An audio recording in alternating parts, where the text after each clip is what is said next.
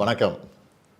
புகழ்பெற்ற India today குழுமம் கோவையில் நடத்துகிற 2 நாள் கருத்தரங்குக்கு வருகை தந்திருக்கக்கூடிய சிறப்பு பேச்சாளர்கள், அன்பிற்குரிய விருந்தினர்கள், பார்வையாளர்கள் மற்றும் பத்திரிகை துறை அன்பர்கள் எல்லோருக்கும் என் அன்பான வணக்கம். இந்த கருத்தரங்கில் நேரடியாக கலந்துக்கிட்டு தமிழ்நாட்டின் முன்னேற்ற பயணம் குறித்து என்னுடைய கருத்துக்களை உங்கள்கிட்ட பகிர்ந்துக்கணும்னு திட்டமிட்டிருந்தேன். ஆனால் ஐரோப்பிய பயணத்தை முடிச்சுட்டு நேற்று தான் சென்னைக்கு திரும்பினேன். அதனால் என்னால் நேரில் இந்த நிகழ்ச்சியில் கலந்துக்க முடியல. இருந்தாலும் வீடியோ வாயிலாக உங்களை சந்திக்கிறதுல மகிழ்ச்சி. இந்த வாய்ப்பை ஏற்படுத்தி தந்த இந்தியா டுடேக்கு என்னுடைய நன்றி. தமிழ்நாடு இன்று இந்தியாவோட வளர்ச்சி எஞ்சினா எல்லா இண்டெக்ஸ்லேயும் நம்பர் 1 மாநிலமாக திகழுது. இதுக்கு அடித்தளமாக திராவிட மாடல் ஆட்சியின் சமூக நீதி, சமத்துவம், கூட்டாட்சி மற்றும் அனைத்து தரப்பு மக்களையும் உள்ளடக்கிய வளர்ச்சி ஆகியவை அமைஞ்சிருக்கு. தமிழ்நாட்டின் ஒவ்வொரு குடிமகனும், குறிப்பாக ஆதிதிராவிட மற்றும் பழங்குடியின மக்கள், ஒடுக்கப்பட்ட மக்கள், பெண்கள்னு எல்லோரும் சமூக அளவில், கல்வியில், பொருளாதாரத்தில் மேம்படணும், சமமான வாய்ப்புகளை பெறணும் என்பது தான் எங்களுடைய மோட்டோ.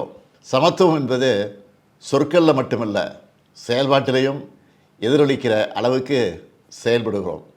அதுக்கு சமீபத்திய எடுத்துக்காட்டு தான் காலனி போன்ற ஒடுக்குமுறையின் அடையாளமாக மாறியிருக்க சொற்களை அகற்றி அரசு விடுதிகளையும் சமூக நீதி விடுதிகளாக பெயர் மாற்றம் செஞ்சு சாதி அடையாளங்களை நீக்கி வர்றோம்.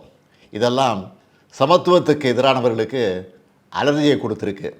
தமிழ்நாட்டோட வளர்ச்சியை பொறுத்துக்க முடியாதவங்க இந்த வளர்ச்சிக்கு காரணமாக இருக்கும் திராவிட மாடல் மேலே அவதூறுகளை பரப்புகிறாங்க. அவங்களையெல்லாம் புறந்தள்ளி எங்களுடைய பயணத்தை தொடர்ந்துட்டு இருக்கோம். அடுத்தபடியாக கூட்டாட்சி முறை வலுப்பெறணும், மாநில உரிமை காக்கப்படணும், தொடர்ந்து போராடிக்கிட்டு இருக்கிறோம். நேற்று கூட உங்கள் நிகழ்ச்சியில் மாண்புமிகு நிதியமைச்சர் திரு தங்கம் தென்னரசு அவர்கள் நிதி விவகாரங்களில் ஒன்றிய பாஜக அரசு கடைபிடித்து வர மாற்றாந்தாய் மனப்பான்மையை குறிப்பிட்டு கூட்டுறவு கூட்டாட்சியின் முக்கியத்துவத்தை வலியுறுத்தி பேசினார். நாங்கள் ஏன் தொடர்ந்து கூட்டாட்சிக்காக பேசுகிறோம்னா, வளமான இந்தியா, வலிமையான இந்தியாவும் உருவாக வேண்டுமென்றால் மாநிலங்கள் வலிமையாக இருக்கணும். மாநிலங்கள் தன்னுடைய வளர்ச்சி பாதையை தாங்களே வகுக்கணும். குறிப்பாக கல்வி மற்றும் மருத்துவம் மாநிலங்களோட கையில் இருக்கணும். இந்தியா என்பது ஒரு துணைக்கண்டம். அதனால் நாடு முழுமைக்கும் ஒரே கல்விக் கொள்கை சரியானதாக இருக்காது. இருமொழி கொள்கையை உறுதியாக பின்பற்றி வர்ற நாங்கள் தேசிய கல்விக் கொள்கையை வலியுறுத்துகிற மும்மொழி கொள்கையை ஒரு நாளும் ஏற்றுக்க மாட்டோம். அதுக்காக நியாயமாக எங்களுக்கு வர வேண்டிய கல்வி நிதியை ஒன்றிய பாஜக அரசு தரம் இருக்கிறாங்க. மற்ற நிதி ஒதுக்கீட்டிலையும் தமிழ்நாட்டுக்கு ஓரவஞ்சனை காட்டுறாங்க. தமிழ்நாடு அரசு தன்னுடைய உரிமைகள் ஒவ்வொன்றையும் தொடர்ந்து சட்ட போராட்டங்கள் மூலமாக தான் நிலைநாட்டி வர்றோம்.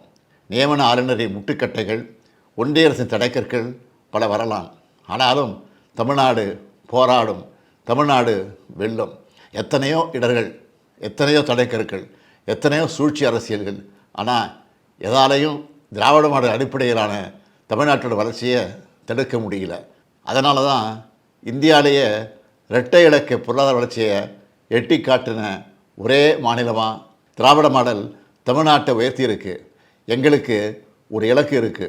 2030ஆம் ஆண்டுக்குள்ளே தமிழ்நாட்டை $1 டிரில்லியன் பொருளாதாரமாக மாற்றணும். இந்த இலக்கை நோக்கி வேகமாக ஓடிக்கிட்டு இருக்கோம். நிச்சயமாக சொல்கிறேன், திராவிட மாடல் 2.0ல் அதையும் அச்சீவ் பண்ணி காட்டுவோம். எங்களுடைய ரோட் மேப் தெளிவாக இருக்குது. அதனால தான் தொழில் வளர்ச்சியில் முன்னே எப்போதும் இல்லாத அளவுக்கு தமிழ்நாட்டை நோக்கி முதலீடுகள் வருது. இன்றைக்கி நீங்கள் கூடியிருக்கக்கூடிய கோயம்புத்தூர் தென்னிந்தியாவின் மான்செஸ்டராக இந்த வளர்ச்சியோட முக்கிய மைல்களில் ஒன்றா விளங்குது. தொலைநோக்கு பார்வையோட தமிழ்நாட்டுக்கான எதிர்காலத்தை வலிமையாக கட்டமைக்கணும்னு மாணவர்கள் மற்ற இளைஞர்களுக்காக பல முன்னோடி திட்டங்களை செயல்படுத்திட்டு வரோம். முதலமைச்சரின் காலை உணவு திட்டத்தில் 20 லட்சத்திற்கும் மேற்பட்ட குழந்தைகளுக்கு ஊட்டச்சத்து மிகுந்த உணவு வழங்குகிறோம். இளைஞர்களை அப்ஸ்கில் பண்ணுற நான் முதல்வர் திறன் மேம்பாட்டு திட்டம், 1000 அரசு பள்ளி மாணவர்களுக்கு முதன்மையான உயர்கல்வி நிறுவனங்களில் கல்வி பயில வாய்ப்பு உருவாகியிருக்க திறனறி தேர்வு திட்டம், பெண்களின் உயர்கல்வியை ஊக்குவிக்க மாதம் 1000 ரூபாய் வழங்குகிற புதுமை பெண் திட்டம், அதே போல் மாணவர்களுக்கான தமிழ் புதல்வர் திட்டம்னு நாங்கள் உருவாக்கியிருக்க திட்டங்கள் எல்லாம் அதோட நோக்கத்தில் வெற்றி அடைஞ்சிட்டு இருக்குது. எங்களை பொறுத்த வரைக்கும் கல்விக்கு எந்த தடையும் ஏற்படக்கூடாது. ஏன்னா கல்வியோட முக்கியத்துவத்தை உணர்ந்தவங்க நாங்கள். கல்வி என்பது நாம் போராடி பெற்ற உரிமை. இன்றைக்கும் கல்விக்கு எப்படிப்பட்ட இடர்கள் உருவாக்கப்படுதுன்னு உங்கள் எல்லாருக்கும் நல்லா தெரியும். நான் உறுதியாக சொல்கிறேன், யார் எத்தனை தடைகளை ஏற்படுத்தினாலும் கல்வியில் எங்கள் முன்னேற்றத்தை தடுக்க முடியாது. அதே போல் பெண்கள் முன்னேற்றம் மற்றும் பாலின சமத்துவத்தை நோக்கியும் உழைச்சிக்கிட்டு இருக்கோம். மகளிர் உயர மாநிலம் உயரும்.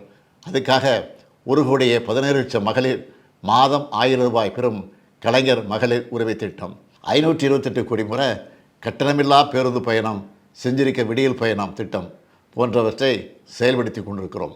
எதிர்காலத்துக்கான வலிமையான கட்டமைப்புகளை உருவாக்கி மக்களோட தேவைகளை உணர்ந்து அதுக்கான திட்டங்களை உருவாக்குறதோடு அந்த திட்டங்கள் எளிமையாக மக்கள்கிட்ட சென்றடைகிறத உறுதி செய்கிறது தான் நல்லரசுக்கான இலக்கணம்.